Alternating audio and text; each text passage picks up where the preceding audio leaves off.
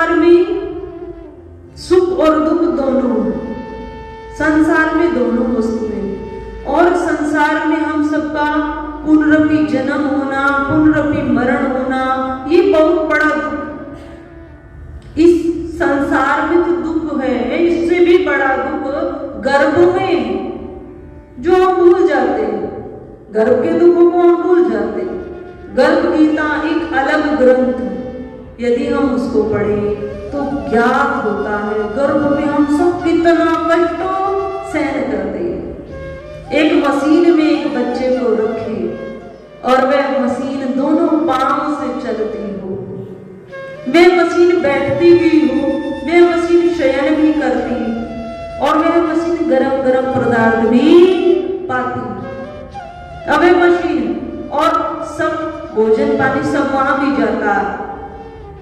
हम जो तीखा खाते हैं वह सब भी, जो माताएं गर्भवती होती हैं, उस गर्भ में उस बच्चे को स्किन नहीं होती, बच्चे की स्किन नहीं होती। स्किन तो जब वो 6 मंथ का 7 मंथ का होता तब बनती।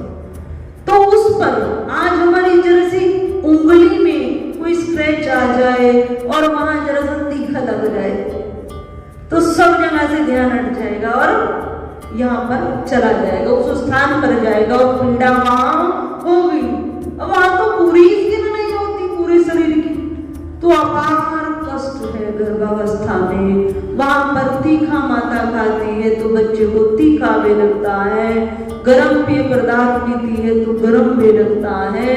वो सारे दुखों को सहन करते हुए और कैसे लटका रहता है, उल्टा होता है, पांव ऊपर और सर नीचे।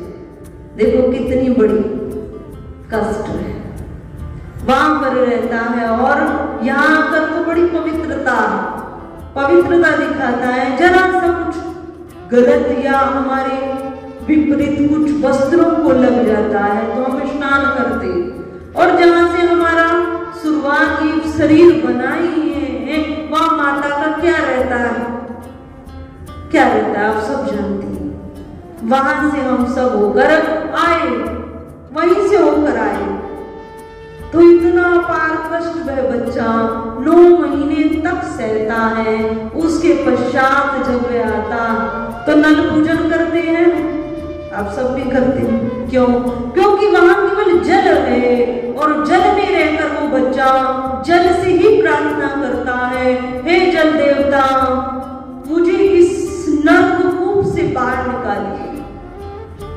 क्योंकि ऐसा शास्त्रों में आया कि जो जीवात्मा गर्भ में आती है उसमें अपने पिछले जन्मों का सारा ज्ञान रहता, जो पिछले जन्म में करके आई है वो सारा ज्ञान प्रारब्ध का रहता है। मैं कौन था, कहां से आया था, क्या मेरा नाम था। परंतु जैसे ही वे बाहर आता है, संसार में आता है, तो वह सब कुछ भूल जाता है। और भूलना भी बहुत अच्छी बात है, वरना तो यहाँ सब फिर जड़ भरत हो जाएंगे, सृष्टि नहीं चलेगी। आएंगे और सब जड़ भरत मिलेंगे, सब भजन में मिलेंगे। ब्रह्मा जी का ये नियम सृष्टि रचाना संभव ही नहीं हो सकता। तो आता है और भूल जाता है, पर भगवान समय समय पर संतों को पृथ्वी पर भेजते हैं, ज्ञान को प्रचार के लिए, ज्ञान को बढ़ाने के लिए, सामान्य मनुष्यों को बताने के लिए। भैया तेरा मार्ग क्या, तुझे कहाँ जाना है, कहाँ से तू आया। तो हम सब उस नरक कूप के कष्टों को सहकर आए और पुनः उसमें जाना नहीं चाहते। जो गर्भ गीता को पढ़ लेता है वो चाहता ही नहीं है कि दोबारा मुझे किसी गर्भ में आना पड़े। ऐसा ही गरुड़ पुराण और ऐसी ही गर्भ गीता। गरुड़ पुराण को घर में भी नहीं रखा जाता और सामान्य अवस्था में भी पढ़ने की अनुमति नहीं होती। जब किसी की मृत्यु होती है और 13वीं नहीं हुई तो जो बीच का टाइम है ना, उसमें वह पढ़ा जाता। उसको पढ़कर सारे शरीर के रोम खड़े हो जाते। किस प्रकार के पाप से कौन सा दंड मिलता है, ये गरुड़ पुराण में बताया जाता है। तो इस प्रकार समय बढ़ा, अब वे दंपति भगवान की भक्ति में पुनः लगा, कुछ भूल गया बालक को, भगवान से फिर भजन करने लगा, कहने लगा ये जन्म प्रभु अंतिम जन्म हो बस। क्यों? क्योंकि बड़े ऋषि मुनि गण भी एक ही बात कहते हैं भगवान से कि जन्म जन्म मुनि यतन कराही, अंत राम मुख आवत। अंत समय में इस मुख से राम का नाम आ जाए, ये बहुत बड़ी बात है। क्यों? क्योंकि जन्म जन्म से कोई भजन करता है, उसके मुख से तो राम आ सकता है उस अवस्था में। जोगी मुनि सभी संत जन यही चाहते हैं, जो धार्मिक सज्जन हैं, सात्विक पुरुष हैं, यही चाहते हैं कि अंत समय में मुझे मेरे इष्ट के दर्शन होते रहे, मुख से मेरे इष्ट का नाम उच्चारण होता रहे और मेरा शरीर फिर शांत हो जाए। पर ये सबके लिए संभव नहीं होता, बहुत कठिन है, बहुत कठिन है। जन्म जन्मांतरों की भक्ति करते हैं, उसके पश्चात भी गारंटी नहीं है कि उस समय भगवान का नाम हमारे मुख पर होगा या नहीं, इसकी भी गारंटी नहीं। भगवान से प्रार्थना करते हैं, धीरे धीरे समय बढ़ा, घर में जो गाय थी वह भी चली गई। गाय भी चली गई तो कुछ दुख और बढ़ा, और यही भगवान से भी कहने लगे। तो गाय का तो बहुत सारा था, घर में दूध हो जाता था, ये गाय भी चली गई। जंगल में हम रहते, अर्थ प्राप्ति का भी कुछ साधन था तो गाय थी, दूध घर में रहता था, दूध की कुछ बिक्री हो जाती थी। कुछ कष्ट और बढ़ा, धीरे धीरे समय बढ़ा। जो कुत्ता रक्षा करता था, जंगल में रहते थे द्वार पर, वह भी चला गया। जहां जहां मोह खा गए, मोह सब नष्ट होता गया। क्यों? क्योंकि उनकी चाह क्या थी, उनकी मनोकामना क्या थी, ये हमारा अंतिम जन्म, भगवान का अंश ये शरीर है और भगवान में ही सदा सदा के लिए समाहित हो जाए, या भगवान के ही समीप रहे। तो जब हम इस प्रकार की धारणा करते तो भगवान, हम जहां जहां हमारा मोह है, जहां जहां शक्ति है, उसको क्या करते हैं? नष्ट कर देते हैं, उसको धीरे धीरे हटा देते हैं। क्यों? क्योंकि इसी जन्म में उसका उद्धार करना। उसी प्रकार धीरे धीरे घर में से जो प्राणी अन्य थे, जीव, वो सब चले गए। उन दंपति में से पति देव भी चले गए, केवल पत्नी रह गई, विलाप करती भगवान से, केवल मैं अकेली रह गई। परंतु समय पाकर उस दुख को भूल जाती, फिर से भगवान में लग जाती, फिर से भगवान में लगती और भगवान से यही प्रार्थना, अंतिम जन्म हो, अंतिम जन्म हो। समय पाया, शरीर छूट गया, सब जगह से मोह उसका हट गया। क्योंकि जो समीप रहता है, जो इस संसार में हम सबको सुख पहुंचाता है, उससे मोह हो जाता है, उससे हम बंध जाते। जब सारे ही नाते रिश्ते टूट गए, केवल एकांत रहती और भगवान का भजन करती, तो हृदय से मोह खत्म हो गया। जहां जहां शक्ति थी वे सब उसकी आंखों के सामने ही इस सृष्टि में विलीन हो गई। तो चित्तवृत्ति पूर्णतः भगवान में लग गई और कल्याण हो गया। तो हम चाहते हैं, हम भक्ति कर रहे हैं, हमें सुख ही सुख मिले, परंतु दुख भी मिलता है तो वो हमारे कल्याण के लिए मिलता है, हमारी चित्तवृत्ति को वही जोड़ने के लिए मिलता है। कुंती ने भगवान से यही मांगा, प्रभु मुझे कुछ नहीं चाहिए, कुछ नहीं चाहिए। क्यों नहीं चाहिए? बुआ, आज तो तुम्हारे यहाँ सुख आया है, आज तो तुम्हें तुम्हारा राज्य मिला, आज तो तुम राजमाता हो, प्रजा को ये कहने को मिला है कि तुम राजमाता हो। और माँ, बुआ, तुम आज भी दुख मांग रही, पूरा जीवन दुखों में निकाल दिया। कुंती का पूरा जीवन दुख तब माता कुंती के यदि हम वचनों को सुने, इतने गंभीर वचन है। क्या कहा? हे कृष्ण, हे द्वारिकाधीश, तुम कह रहे हो कि मैं दुख मांग रही हूं।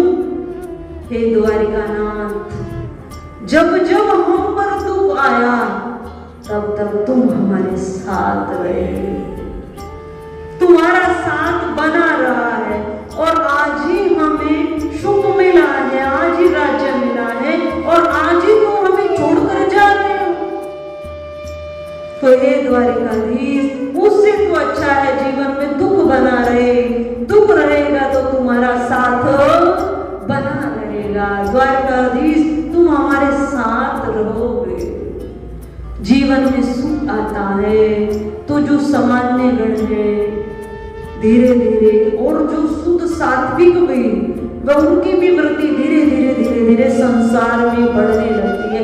क्यों? क्योंकि संसार से जब हमें सुख मिलता है तो संसार से प्रीति हो जाती है, संसार में हम आनंदित रहते हैं, तो भगवान की तरफ हमारी दृष्टि नहीं जाती। जो प्रेम होना चाहिए वह नहीं होता। जिसके जीवन में अपार कष्ट है, उसे यदि कहीं शांति मिलती है तो वो केवल ठाकुर के द्वार पर होती है। तो इस प्रकार कुंती ने दुख मांगा। तो हम सबके जीवन में यदि दुख आते हैं, कष्ट आते हैं, तो उनको भी हम प्रसन्नता पूर्वक सहन करेंगे। क्यों? क्योंकि उस सब में हम सबका हित छिपा, हमारा हित। यदि आज घर में आप सबके बहुत छोटे छोटे बच्चे हो जाएंगे और वो बहुत आपसे ममता करने लगे, बहुत ज्यादा ममता, तो सत्य कह रहे हैं आप यहाँ आ नहीं पाओगे। उनको प्रेम करने में, उनको बाजार में घुमाने में बहुत बुजुर्ग ऐसे, क्यों? घर का कार्य तो होता नहीं है क्योंकि शरीर साथ नहीं देता, पर घर में जो छोटे छोटे बच्चे हैं उनको बाजार ले जाना, उनको घुमाना, तो क्या कर रहे हैं? पहले तो अपने बच्चों का पालन किया, अब उन बच्चों का पालन कर रहे हैं, उनसे बहुत ज्यादा मोह ममता उनको होती है। तो माताओं, हम सबकी मोह ममता अगर किसी से हो तो केवल ठाकुर जी से प्रेम हो, ठाकुर जी से ममता हो, ठाकुर जी से आसक्ति। हम घर में रहें, परिवार में रहें, चित्तवृत्ति भगवान से जोड़े, केवल भगवान से जोड़े, तो हम इस जीवन में भी संतुष्ट रहेंगे। संतुष्ट अर्थात जितना मिला है हम उसमें प्रसन्न रहेंगे। आज हम बाहर जाएं और बाहर के समाज को यदि देखें तो व्यक्ति अपने दुख से दुखी नहीं है, दूसरों के सुख से ज्यादा दुखी है। अमुक ने इतना सुंदर मकान बनाया, मेरा छोटा सा मकान। अमुक के पास इतनी सुंदर गाड़ी है, मेरे पास छोटी सी गाड़ी है। अमुक इतनी अच्छी जॉब कर रहा है, मेरे पास बहुत एक सामान्य सी जॉब। ये भाव सत्संगी मानव का नहीं हो सकता, तो वो इसी कारण दुखी रहते हैं। और जिनके जीवन में सत्संग है, ग्रंथों का ज्ञान है, जो सात्विक महापुरुष हैं, वो जितना मिला है उसका भी धन्यवाद देते, उसका भी धन्यवाद देते जितना मिला। तो सत्संग हमें सुख रहने का, सुखपूर्वक जीवन यापन करने का ज्ञान देता। जितना मिला है वही पर्याप्त। यदि हम सबको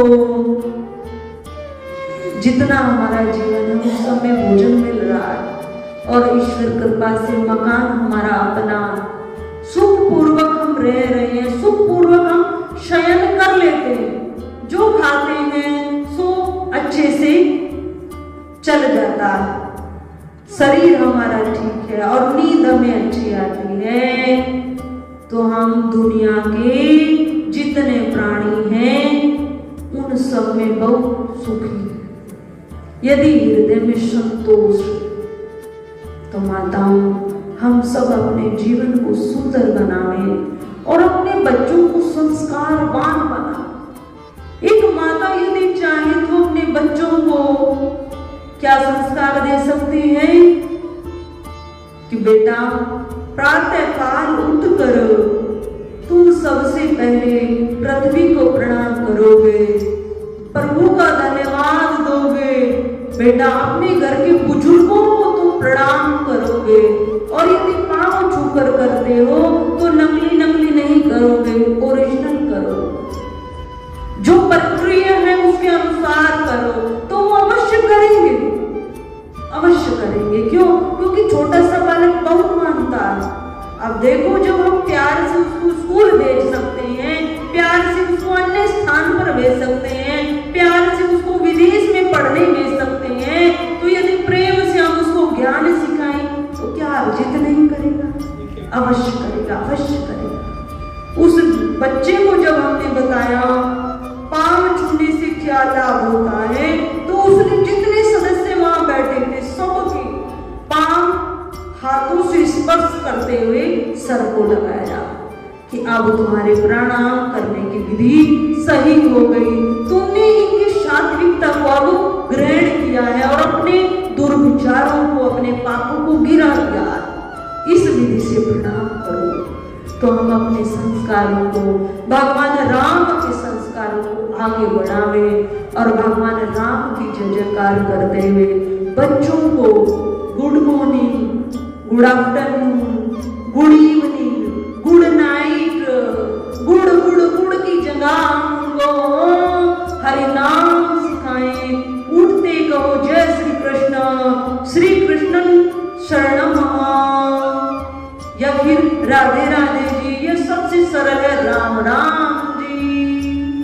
तो जब सिखाएंगे तो सीखता है, अवश्य सिखाएंगे। एक बुजुर्ग छोटा बालक मिला और उससे पूछा कि राम कौन है? हरियाणा वासी कि मैं नहीं जानता राम कौन है, अयोध्या में राम जी का जन्म हुआ, मैं नहीं जानता। फिर तुम तो राम राम कहते हो, बहुत ऊंची पोस्ट पर था कि हाँ मैं कहता हूँ। क्यों कहते हो? कि मेरी जो दादी थी ना, वो कहती थी, उसने ये मुझको संस्कार दिया था कि बेटा सुबह उठकर सबसे पहले जिसके दर्शन हो जाए उस सबको राम राम कहना है। और तब से मैं अब 30 या 32 साल का हो रहा हूं और मैं सबको राम राम कहता हूं, पर मुझे नहीं पता राम का जन्म कहाँ हुआ, राम कौन थे। तो दादी देकर चली गई ना संस्कार, और राम राम करता। तो इस प्रकार हम बच्चों को संस्कारवान बनाएंगे और अपने घर के सदस्यों को, आप सब यहाँ बैठे हैं, आप सोचे आप ही बैठे हैं, नहीं, आप जिस परिवार से, जिस धर्म से आपके घर में सत्संग पहुंच गया है, आपके माध्यम से, एक परिवार से यदि एक सदस्य भी सत्संग में आना प्राप्त हो जाए, केवल एक सदस्य, तो उस एक सदस्य के माध्यम से एक सत्संग घर में प्रवेश कर जाता है। और धीरे धीरे धीरे धीरे धीरे धीरे धीरे धीरे 2 साल ज्यादा से ज्यादा घर का सारा क्रियाकलाप परिवर्तित हो जाता है, सारा क्रियाकलाप। ये सब आप सब आए हैं ना, आप सबका भी अनुभव होगा, सबके विचार अच्छे बन जाते हैं। धीरे धीरे ये सत्संग का प्रभाव सब में जन्म लेता। तो इस प्रकार हम स्वयं भी आए और धीरे धीरे जैसे आगे की न्यू जनरेशन है उनको भी सत्संग में लाए, जिससे जीवन सुंदर बने, हम डिप्रेशन में न जाएं। ये सत्संग भी भारत में ही मिलता है, विदेशों में तो बहुत कम, जो भारत के ही प्राणी है, सनातनी है, वो बुला लेते हैं और बहुत फिर उनका खर्चा भी होता है, बहुत वीआईपी ही लोग बुलाते हैं। पर भारत में तो सत्संग कई स्थानों पर शहर में नित्य प्रति मिल जाता है। जो डिप्रेशन आज चल रहा है भारत में कम है, पर विदेशों में बहुत ज्यादा, बहुत ज्यादा। उसका पीछे यदि रीजन देखें, कारण देखें, तो वो क्या है? सत्संग का अभाव है। सत्संग नहीं है जीवन में, सात्विकता नहीं है जीवन में, कोई ऐसा नहीं है जो हमें जीवन जीने की कला सिखा दे। जिस स्थिति में हम हैं उसमें हम प्रसन्न रहना सीख जाएं, और ये प्रसन्न रहने की कला, संतोष रूपी धन केवल हमें सत्संग दे सकता। तो यदि घर में कोई डिप्रेशन का शिकार हो आप सबके, तो हम कहते हैं उसकी सबसे अच्छी दवाई यहाँ मिलती है, उस पेशेंट को यहाँ ले आए। धीरे धीरे 15 दिन का भी यदि वो सत्संग सुनेगा तो 15 दिन तो मन नहीं लगेगा। राम नाम की चर्चा वही होती है, वही होती है, जो संत आते हैं वही बोलते हैं, वही दोहराते हैं, पर धीरे धीरे ऐसा मन लगेगा कि अन्य कार्य छूट जाएंगे पर सत्संग नहीं छूटेगा, क्योंकि सत्संग की ये चर्चा स्वयं खींच कर व्यक्ति को अंतःकरण में जो प्रेम भगवान के प्रति वो खींच कर सत्संग में हम सबको लेकर आएगा। परम पूज्य श्री साध्वी ब्रह्म ज्योति सरस्वती जी के प्रवचन प्राप्त करने हेतु दिव्य वाणी चैनल को सब्सक्राइब करें, वीडियो को शेयर करें और अपने